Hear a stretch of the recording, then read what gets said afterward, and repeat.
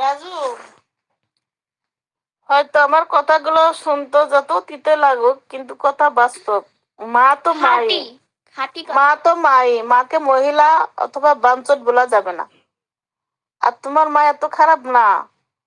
তোমার মা কোনো ফাউল টাকা খরচ করে না, তোমার মা কোনো হ্যাসবাস করে না, তোমার মা কোনো কোনো কিছুই করে না, সংসারে পণ্য পণ্য খাওয়াও করে না। তোমাদের জন্য 2 টাকা জমাইতে চায়। আমার ছেলে আছে, ছেলের ভবিষ্যৎ, ঠিক আছে? আর সেই মাকে তুমি বাঞ্চট বলে কথা বলতে পারো না। মুখের ভাষা ঠিক করো, ঠিক আছে?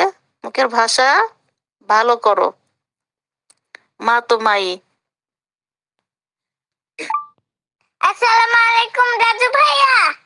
মা যতই কাটুক মারুক, তাও কিন্তু আমি মা ডাকছে আর কোনো কিছু করি না। মা তো মাই, মার পায়ে জান্নাত মাথার মধ্যে ঢুকাই রাখো। বারবার শুনবে এই ভয়েসটা, বুঝছো?